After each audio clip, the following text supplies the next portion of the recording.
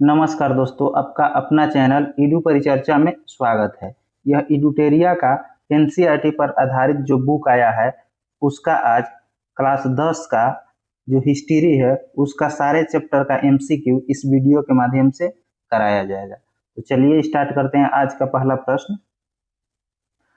पहला प्रश्न है, राष्ट्रवाद की पहली स्पष्ट अभिव्यक्ति फ्रांस की क्रांति को क्यों माना जाता है? सत्य कथन का चयन करना है, तो इसका आंसर जो है डी हो जाएगा 1, 2, 3। तो पहला दिया हुआ है, प्रभुसत्ता राजतंत्र से निकलकर फ्रांसीसी नागरिकों के समूह में हस्तांतरित हो गई थी। दूसरा है, सामूहिक पहचान की भावना विकसित होने के कारण। तीसरा है, नए फ्रांसीसी झंडे के कारण जिसमें पुराने राष्ट्रध्वज की जगह ले ली। आगे प्रश्न हो जाएगा, नेपोलियन के नागरिक संहिता में निम्न प्रावधान थे। क्या प्रावधान थे? तो कूट भाषा में इसका आंसर देना है, तो सभी इसका प्रावधान हो जाएगा। जैसे जन्म पर आधारित विशेषाधिकार समाप्त कर दिया गया था। उसके बाद है, कानून के समक्ष बराबरी और संपत्ति के अधिकार को सुरक्षित बनाया गया था। इसके बाद हो जाएगा, इस संहिता को फ्रांस नियंत्रण के अधीन क्षेत्रों में भी लागू किया गया था। तो इसका आंसर जो है डी हो जाएगा। आगे वाले प्रश्न को देखते हैं।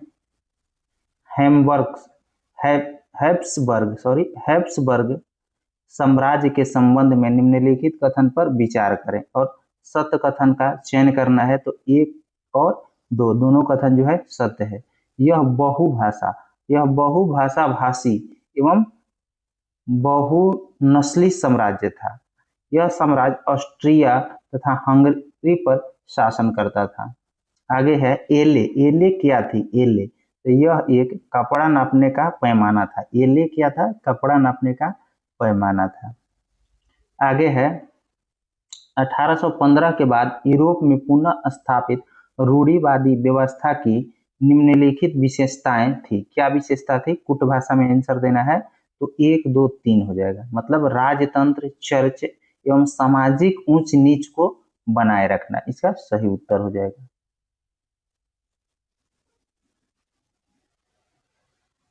आगे प्रश्न हो जाएगा, जिउसेपी मैत्सिनी के संबंध में निम्नलिखित कथनों पर विचार करें और जो है सत्य कथन का चयन करना है। तो केवल एक कथन सत्य है, मतलब वह कार्बोनरी के गुप्त संगठन का सदस्य था। आगे है, मेटरनिख ने किसे हमारी सामाजिक व्यवस्था का सबसे खतरनाक दुश्मन बताया था? तो जिउसेपी मैत्सिनी को। आगे है, यूनान ऑटोमन साम्राज्य से कब स्वतंत्र हुआ था? तो इसका सही उत्तर हो जाएगा 1832 में। आगे है, रूमानीवाद के संबंध में निम्नलिखित कथन पर विचार करें, सत्य कथन का चयन करें। तो इसमें 1 और 2 दोनों कथन सत्य हो जाएगा। जैसे रूमानी कलाकारों और कवियों ने तर्क वितर्क और विज्ञान के महिमा मंडन की आलोचना की। दूसरा है, वे एक साझा सामूहिक विरासत की अनुभूति और एक साझा सांस्कृतिक अतीत को राष्ट्र का आधार बनाना चाहते थे। आगे प्रश्न है, पोलैंड में रूस के विरुद्ध राष्ट्रवादी भावना का मुख्य स्रोत क्या था? तो इसका मुख्य स्रोत भाषा था। आगे प्रश्न है, 1848 के फ्रांस की क्रांति के संबंध में निम्नलिखित कथन पर विचार करें। तो सत्य कथन का चयन करना है यहाँ पे। तो तीनों कथन सत्य है। जैसे इस क्रांति के पीछे मुख्यतः आर्थिक कारण जिम्मेदार थे। दूसरा है, इस क्रांति के पश्चात 21 वर्ष से ऊपर सभी पुरुषों को मताधिकार मिल गया था। इसके बाद है, राष्ट्रीय सभा को गणतंत्र घोषित कर काम के अधिकार की गारंटी दी गई थी। आगे प्रश्न है 12 नंबर, सेंट पॉल चर्च फ्रैंकफर्ट में फ्रैंकफर्ट संसद का आयोजन किस वर्ष हुआ? सेंट पॉल चर्च में फ्रैंकफर्ट संसद का आयोजन कब हुआ? तो 1848 में। आगे है जर्मनी के एकीकरण के संबंध में निम्नलिखित कथन पर विचार करना है और सत्य कथन का चयन करना है। तो इसमें से कोई भी सत्य कथन नहीं है, मतलब दोनों गलत है। ऑटो वन बिस्मार्क ने ऑस्ट्रिया की सेना और नौकरशाही की मदद से जर्मनी को एकीकृत किया, यह गलत है। 7 वर्ष के दौरान प्रसा, डेनमार्क और फ्रांस से 3 युद्ध में ऑस्ट्रिया की जीत हुई और एकीकरण की प्रक्रिया पूरी हुई, यह भी गलत है। आगे है इटली के एकीकरण के संबंध में सत्य कथन का चयन करना है। तो कौन सा कथन सत्य है? तो 1 और 3, मतलब जिउसेपी मेत्सिनी क्रांतिकारी आंदोलन के द्वारा इटली को गणराज्य बनाने का प्रयास किया गया, यह सही है। तीसरा है जिउसेपी गैरिबाल्डी के नेतृत्व में भारी संख्या में सशस्त्र स्वयंसेवक ने युद्ध में हिस्सा लिया था। आगे प्रश्न है आयरलैंड को ब्रिटेन में कब सम्मिलित किया गया? तो 1801 में। आयरलैंड को ब्रिटेन में कब सम्मिलित किया? 1801 में। नेपोलियन ने नागरिक संहिता किस वर्ष जारी किया था? तो 1804 में। 1804 में। आगे प्रश्न है नेपोलियन के द्वारा यूरोप के अन्य देशों में जीते हुए क्षेत्र में क्या प्रतिक्रिया हुई? सत्य कथन का चयन करना है। तो 1 और 2 दोनों कथन सत्य है। प्रारंभ में फ्रांसीसी सेनाओं के स्वागत किया गया। नई प्रशासनिक व्यवस्थाओं के कारण उन्होंने फ्रांस का विरोध करना प्रारंभ कर दिया था। आगे प्रश्न हो जाएगा जॉल बेराइन के संबंध में निम्नलिखित कथन पर विचार करें। तो इसमें कथन चयन करना है। तो 1 और 2 सही है, मतलब यह एक शुल्क संघ था। इसे 1834 में प्रासा के पहल पर बनाया गया था। आगे प्रश्न हो जाएगा जब फ्रांस छींकता है तो बाकी पूरा यूरोप सर्दी जुकाम हो जाता है, यह किसका कथन है? फिर से इस प्रश्न को पढ़ते हैं। जब फ्रांस छींकता है तो बाकी यूरोप को सर्दी जुकाम हो जाता है, यह किसका कथन है? तो मेटरनिख का। किसका? मेटरनिख का।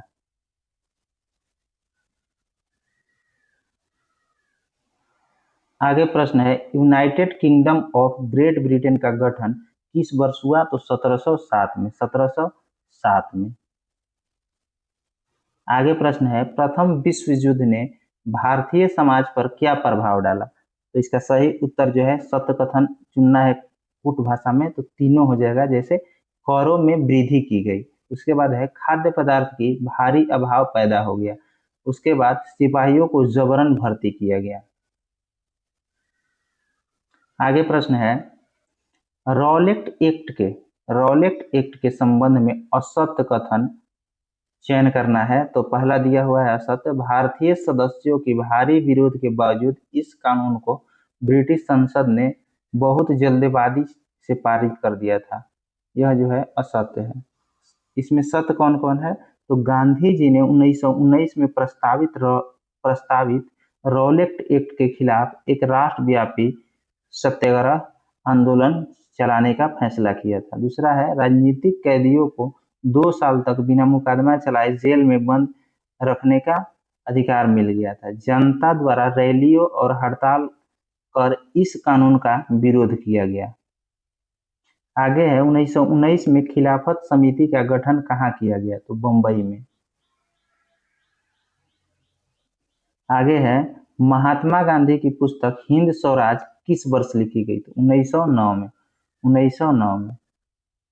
आगे प्रश्न है असहयोग आंदोलन के संचालन के संबंध में निम्नलिखित कथन पर विचार करें और सत्य कथन का चयन करें। तो इसमें सत्य कथन 1 और 3 है, मतलब आंदोलन की शुरुआत शहरी मध्यम वर्ग ने की थी। उसके बाद है भारतीय खादी कपड़ों के महंगे होने के कारण गरीबों द्वारा विदेशी कपड़ा का बहिष्कार लंबे समय तक नहीं किया गया।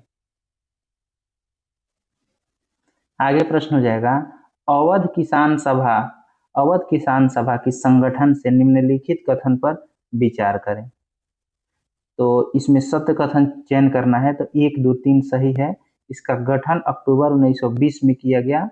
जवाहरलाल नेहरू, बाबा रामचंद्र एवं कुछ अन्य लोग के नेतृत्व में इसका गठन किया गया।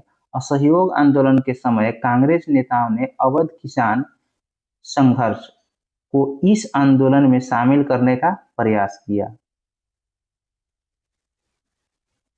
आगे प्रश्न है, गुडेम विद्रोह के संबंध में निम्नलिखित कथन पर विचार करना है और सत्य कथन को चुनना है। तो केवल 2 और 3 सत्य है। मतलब यह एक प्रकार के गुरिल्ला आंदोलन था जिसका नेतृत्व अलूरी सीताराम राजू ने किया था। आगे है, राजू महात्मा गांधी के महानता के गुण गाते थे। आगे प्रश्न है, स्वराज्य पार्टी के संबंध में असत्य कथन का चयन करना है।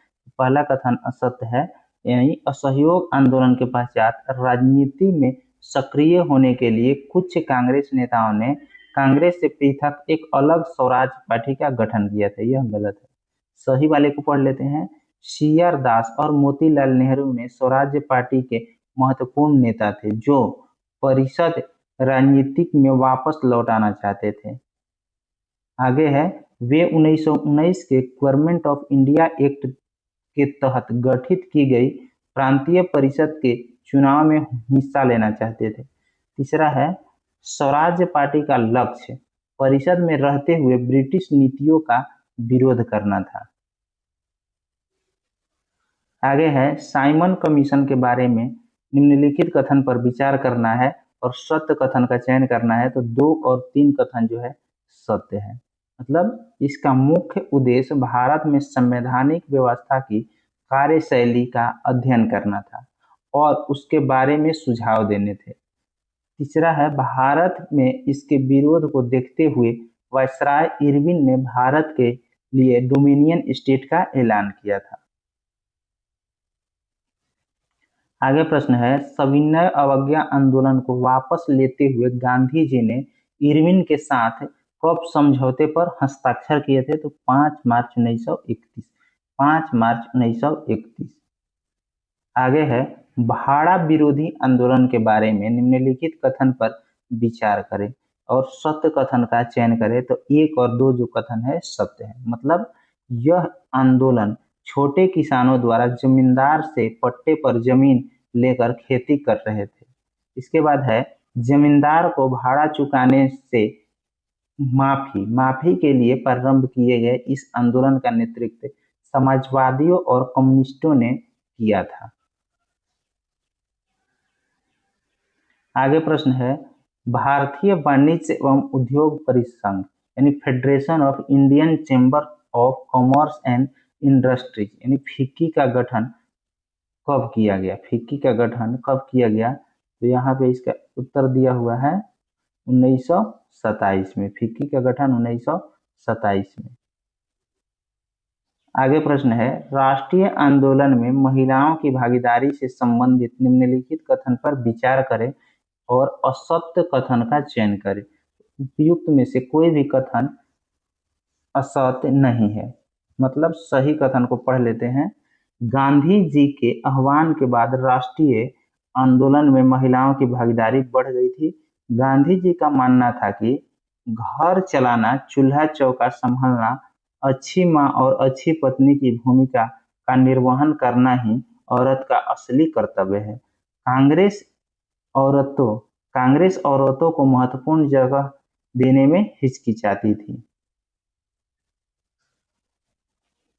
आगे है, डॉक्टर अंबेडकर ने किस वर्ष दलित के लिए दलित वर्ग एसोसिएशन, डिप्रेस्ड क्लासेस एसोसिएशन का गठन किया? तो 1930 में। 1930 में। सन्यासिनी रूपी भारत माता की विख्यात छवि को सर्वप्रथम किसने चित्रित किया था? तो अवनींद्रनाथ टैगोर। आगे प्रश्न है, उपनिवेश काल में भारतीय झंडे के संबंध में निम्नलिखित कथन पर विचार करना है और असत्य कथन का चयन करना है। तो कोई भी असत्य नहीं है, मतलब सत्य है। इसको पढ़ लेते हैं। बंगाल में स्वदेशी आंदोलन के दौरान तिरंगा झंडा में हरा, पीला और लाल रंग थे। उसके बाद है 1921 ईस्वी तक गांधी जी ने भी स्वराज्य का झंडा तैयार कर लिया था। यह तिरंगा सफेद, हरा और लाल था। आगे प्रश्न है, भारत छोड़ो आंदोलन का प्रस्ताव किस बैठक में पारित हुआ? तो वर्धा बैठक में। गिरमिटिया मजदूर को सबसे ज्यादा कहाँ भेजा जाता था? तो करेबियाई देश में। कहाँ? करेबियाई देश में। पूर्ण स्वराज की मांग को कांग्रेस ने औपचारिक रूप से किस अधिवेशन में मान लिया था? तो लाहौर अधिवेशन में। आगे है, ब्रेटन वुड्स समझौता किस वर्ष हुआ? 1944 में। आगे प्रश्न है, दांडी मार्च के संबंध में निम्नलिखित कथन पर विचार कीजिए। और जो है कूट भाषा में आंसर देना है, तो 1 और 2 मतलब सही है। दांडी मार्च से पहले गांधी जी ने अपनी 11 सूत्रीय मांग इरविन के समक्ष रखी थी। उसके बाद दूसरा है, अहमदाबाद में दांडी तक सफर 24 दिन तक चला। आगे प्रश्न है, निम्नलिखित में से कौन सा कथन महात्मा गांधी द्वारा परिकल्पित सत्याग्रह के वास्तविक सार को सर्वोत्तम रूप व्यक्त करता है? तो कौन हो जाएगा? तो यह सत्य प्रेम से प्रेरित एक सक्रिय और नैतिक आत्मशक्ति है जो शारीरिक आक्रामकता या दुर्भावना से पूरी तरह भिन्न है। आगे है, खिलाफत के साथ असहयोग आंदोलन चलाने का प्रस्ताव किस अधिवेशन में स्वीकार किया गया? तो कोलकाता अधिवेशन में। आगे है, बारदोली सत्याग्रह के संबंध में निम्नलिखित कथन पर विचार करना है। तो सी सही हो जाएगा, मतलब 1 और 2 दोनों सही हो जाएगा। बारदोली सत्याग्रह वर्ष 1928 में गुजरात में हुआ। यह एक किसान आंदोलन था। इसका नेतृत्व सरदार वल्लभ भाई पटेल ने किए थे। आगे हो जाएगा, बंधुआ मजदूरी के संबंध में निम्नलिखित में से कौन सा विकल्प सही है? तो यह बंधुआ मजदूर जो किसी नए देश या घर तक पहुंचने का किराए चुकाने के लिए एक निश्चित समय तक किसी नियोक्ता के लिए काम करने के अनुबंध के तहत होता है।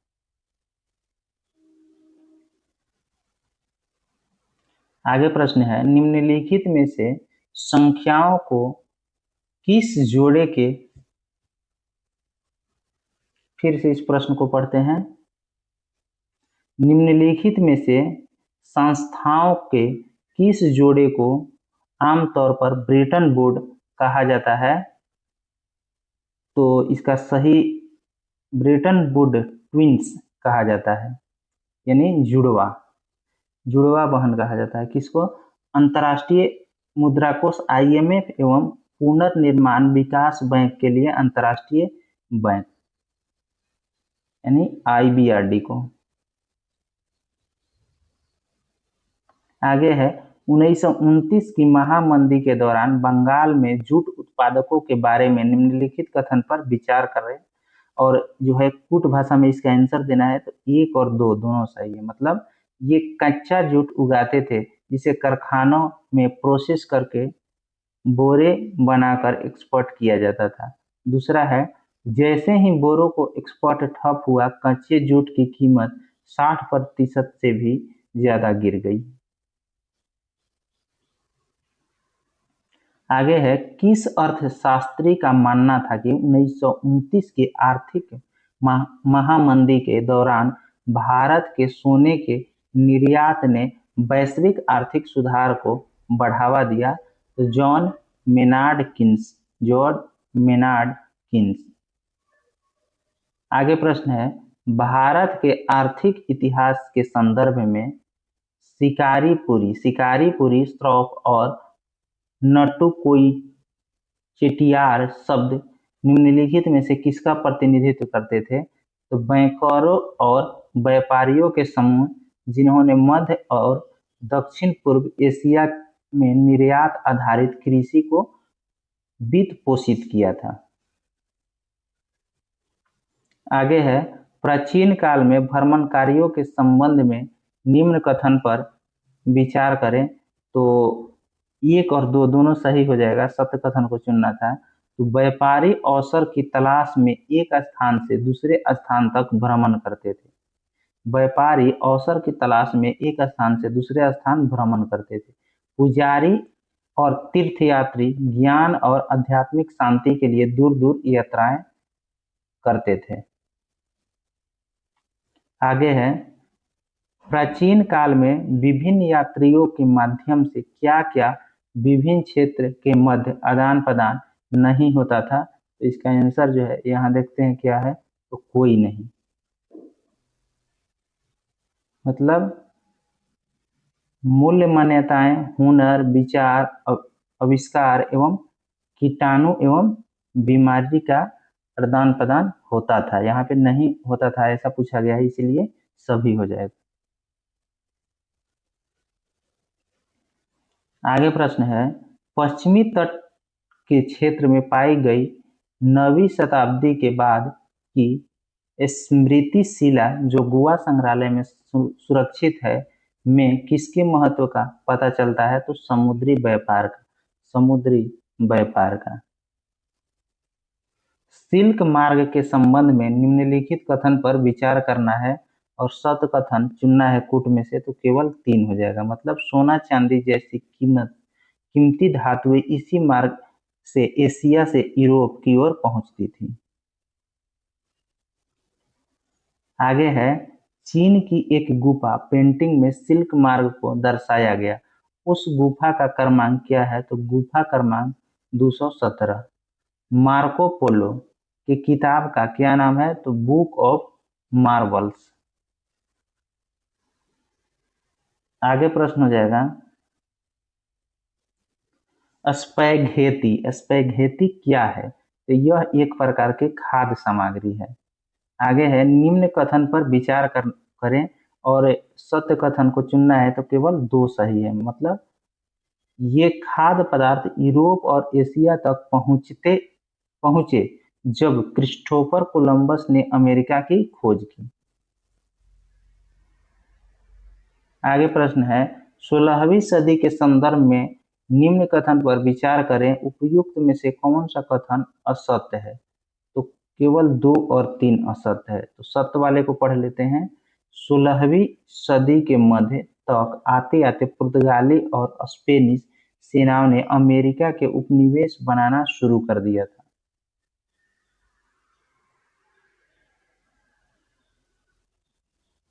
आगे है, ब्रिटेन में कॉर्न लॉ समाप्त करने का क्या प्रभाव हुए। तो उपयुक्त में से कोई नहीं। असत्य कथन इसमें चुनना था। तो उपयुक्त में से कोई भी असत्य नहीं है, मतलब सत्य है। कम, तो सत्य को पढ़ लेते हैं। कम कीमतों पर खाद्य पदार्थों का आयात किया जाने लगा। उसके बाद जो है ब्रिटिश किसानों की हालत बिगड़ने लगी। उसके बाद है, ब्रिटेन में उपभोग का स्तर बढ़ गया था। आगे प्रश्न है, अर्थशास्त्रियों द्वारा अंतर्राष्ट्रीय आर्थिक विनिमय में 3 तरह के प्रवाहों का उल्लेख है। कौन कौन। तो सत्य कथन में चुनना है। तो 1, 2, 3 इसका सही हो जाएगा। यानी पहला प्रवाह व्यापार होता था, दूसरा प्रवाह पूंजी होता था और तीसरा प्रवाह जो है श्रम होता था। व्यापार, पूंजी और श्रम। आगे है, यूरोपीय ताकतों द्वारा अफ्रीका का विभाजन लकीर खींचकर किया गया। इस संबंध में निम्नलिखित कथन पर विचार करें और सही कथन को चुनना है। तो सभी कथन सत्य हो जाएगा। 1, 2, 3। मतलब इस संबंध में बैठक 1885 में हुई। यह बैठक बर्लिन में किया गया। अफ्रीका के इस प्रकार के विभाजन ने कई जनजाति इलाकों को असमान रूप में विभाजित कर दिया। असमान रूप में विभाजित कर दिया।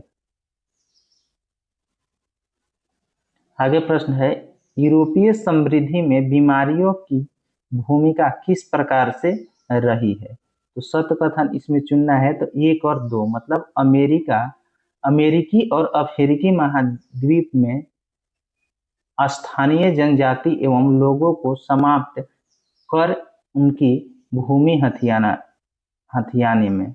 उसके बाद है अफ्रीकियों को श्रम बाजार में धकेलने में। आगे है होम चार्ज में क्या क्या सम्मिलित है। कुट भाषा में इसका सभी आंसर हो जाएगा, यानी ब्रितानी अफसर तथा व्यापारियों द्वारा अपने घर भेजी गई निजी रकम। उसके बाद हो जाएगा भारतीय बाहरी कर्ज पर ब्याज। भारत में काम कर चुके ब्रितानी अफसर का पेंशन हो जाएगा। आगे है अमेरिकी गृह युद्ध में भारत पर क्या परिणाम हुए। तो सत्य कथन का चयन करना है, 1 और 2 दोनों सत्य है। भारतीय बुनकरों के सामने कच्चे माल की समस्या उत्पन्न हो गई थी। उसके बाद है ब्रिटिशों की निर्भरता भारतीय कृषि पर बढ़ गई थी। आगे प्रश्न है 18वीं सदी के अंत में दशकों में 18वीं सदी के अंत के दशकों में ब्रिटेन की अर्थव्यवस्था के संदर्भ में निम्नलिखित कथन पर विचार करें। उपयुक्त में से कौन सा कथन सत्य है। तो 1 और 2 सत्य है। मतलब इस समय ब्रिटेन में आबादी तेजी से बढ़ने पर भोजन की मांग तीव्र गति से बढ़ी थी। उसके बाद है उद्योग के विकास ने कृषि उत्पादकों की मांग बढ़ा दी थी। आगे है औद्योगिकरण के युग के संबंध में निम्न कथन पर विचार करें। उपयुक्त में से कौन सा कथन सत्य है। तो कोई भी कथन सत्य नहीं है। मतलब इंग्लैंड और यूरोप में फैक्ट्रियों की स्थापना के बाद ही अंतर्राष्ट्रीय बाजार के लिए बड़े पैमाने पर औद्योगिक उत्पादन होने लगा था।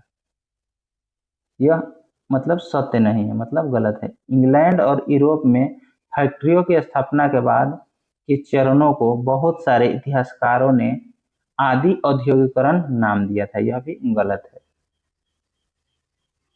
आगे है औद्योगिकरण के युग में यूरोप में गिल्ड था। गिल्ड क्या था। तो उत्पादकों का संगठन। आगे है औपनिवेशिक काल में भारतीय आर्थिक इतिहास के संदर्भ में गोमास्ता शब्द निम्नलिखित में से किसे संदर्भित करता था। तो ईस्ट इंडिया कंपनी द्वारा नियुक्त एक वेतन भोगी कर्मचारी जिसका काम बुनकरों की निगरानी करना, आपूर्ति इकट्ठा करना और कपड़े की गुणवत्ता की जांच करना था। आगे प्रश्न है 19वीं सदी के मध्य यूरोप के संदर्भ में निम्नलिखित कथन पर विचार करें। उपयुक्त में से कौन सा कथन सही है। तो 1 और 3 सही है। मतलब इस समय लगभग 10% शहरी आबादी निहायत गरीब थी। उसके बाद है तीसरा बेरोजगारी का मुख्य कारण उन उद्योग में स्पिनिंग जेनी मशीन का इस्तेमाल भी था। आगे प्रश्न है उपनिवेशक औद्योगिकरण के अंतर्गत भारतीय व्यापार के संबंध में निम्न कथन पर विचार करना है। तो पहला है भारत के पश्चिमी तट पर स्थित सूरत बंदरगाह से भारत खाड़ी एवं लाल सागर के बंदरगाह से जुड़ा हुआ था, जहां से भारत द्वारा निर्यात पश्चिमोत्तर क्षेत्र में होता था। उसके बाद है दूसरा कथन भारत के पूर्वी तट पर मछलीपट्टनम और बंगाल में हुगली के माध्यम से भारत दक्षिण पूर्व एशिया बंदरगाह से जुड़ा हुआ था। ये दोनों कथन जो है सत्य हो जाएगा। आगे है व्यापारिक गिल्ड्स के संबंध में निम्नलिखित कथन पर विचार करें और सत्य कथन चुने। तो तीनों कथन सत्य है। यह आदि औद्योगिकरण युग से संबंधित थे। ये उत्पादन तथा उत्पादकों दोनों पर नियंत्रण रखते थे। कई शासकों द्वारा इन्हें कुछ वस्तुओं पर व्यापार का एकाधिकार दिया गया था। ये तीनों कथन जो है सत्य हो जाएगा। आगे है ब्रिटेन में हुए औद्योगिकरण के संबंध में निम्नलिखित कथन पर विचार करें सत्य कथन का चयन करना है। तो सी जो है 1 और 2 दोनों सत्य है। मतलब कपास उद्योग औद्योगिकरण का पहला क्षेत्र था। 1840 के पश्चात लोहा उद्योग औद्योगिकरण का लाभदायक क्षेत्र बनकर उभरा था। आगे प्रश्न है, ब्रिटेन में औद्योगिकरण के प्रसार के दौर में मशीनों का आविष्कार होने के पश्चात भी मजदूरों की मांग क्यों बनी रही? इसका कारण जो है दोनों हो जाएगा, यानी प्रौद्योगिकी के सभी औद्योगिक क्षेत्र में अपना स्थान नहीं बनाया था। उसके बाद है प्रौद्योगिकी महंगी और जटिल थी। आगे है 19वीं शताब्दी में भारतीय कपास से बने कपड़े का उत्पादन क्यों घट गया था? इसका कारण जो है दोनों हो जाएगा। ब्रिटेन में भारतीय कपड़ों पर शुल्क लगाया गया था। उसके बाद है ब्रिटेन कपड़ों के लिए भारत में बाजार तैयार किया गया था। आगे है भारत में फैक्ट्रियों के संबंध में निम्नलिखित कथन पर विचार करें। सत्य कथन का चयन करना है। तीनों कथन जो है सत्य हो जाएगा। देश की पहली जूट मिल 1855 बंगाल में खुली थी, यह सही है। उसके बाद है कपड़े की मिल अहमदाबाद में पहले मुंबई में 1854 में खुली थी। कपड़े की मिल अहमदाबाद से पहले मुंबई में 1854 में खुली थी। उसके बाद है 1874 में मद्रास में पहली कटाई और बुनाई की मिल खुली थी। आगे है इक्विजिशन। इक्विजिशन क्या थी? तो यह एक रोमन कैथोलिक संस्था थी। उसके बाद है छपखाना। छपखाना प्रगति का सबसे ताकतवर औजार है। इससे बन रही जनमत की आंधी में निरंकुशवाद उड़ जाएगा। यह कथन किसका है? यह किसने कहा था? तो लुईस सेबेस्टियस मर्सिए। आगे है कालक्रम का निर्धारण करना है। तो पहले 1 हो जाएगा, 1 2 3 4 हो जाएगा, मतलब सही ही दिया हुआ है। प्रेस का निर्माण धातु से होने लगा था। उसके बाद है बेलनाकार प्रेस का आविष्कार हुआ। उसके बाद है ऑफसेट प्रेस का निर्माण हुआ। उसके बाद बिजली से चलने वाले प्रेस का निर्माण हुआ। आगे है तुलसीदास की 16वीं सदी की किताब रामचरितमानस का पहला मुद्रित संस्करण किस वर्ष प्रकाशित हुआ? तो 1810 में।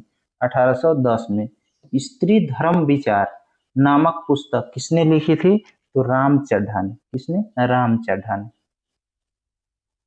आगे है एकाडियन शैली की संबंध में निम्नलिखित कथन पर विचार करें।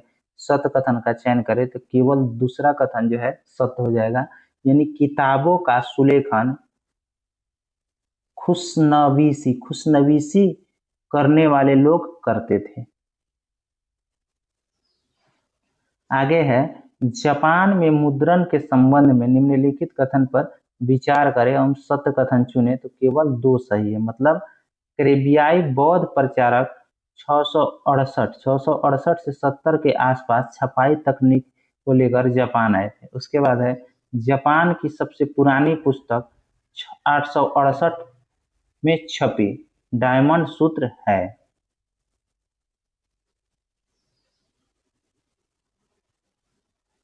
आगे है यूरोप में मुद्रण के संबंध में निम्नलिखित कथन पर विचार करें एवं सत्य कथन का चयन करें। तो केवल दूसरा कथन सत्य है। मतलब चीन ने वुड ब्लॉक वाली छपाई तकनीक मार्को पोलो द्वारा 1295 में इटली में पहुंची।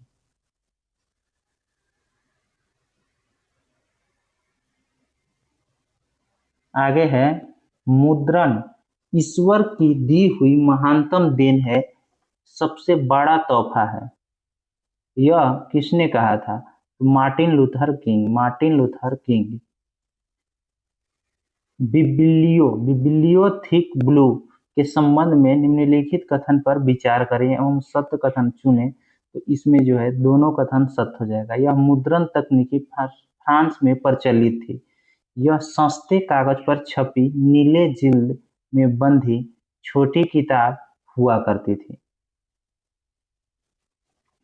आगे है, मुद्रण संस्कृति ने फ्रांस की क्रांति के लिए किस प्रकार अनुकूल परिस्थितियां बनाई। तो इसमें सत्य कथन चुनना है, तो तीनों सत्य हो जाएगा। मतलब चिंतकों के विचार का प्रसार हुआ, वाद विवाद संवाद की संस्कृति को जन्म देकर, उसके बाद है सामाजिक व्यवस्था को लेकर सवाल खड़े कर। आगे है, बंगाल गजट के संबंध में निम्नलिखित कथन पर विचार करें एवं सत्य कथन बताएं। तो केवल एक सत्य है, मतलब सर्वप्रथम इसे जेम्स अगस्ट हिकी द्वारा प्रकाशित किया गया।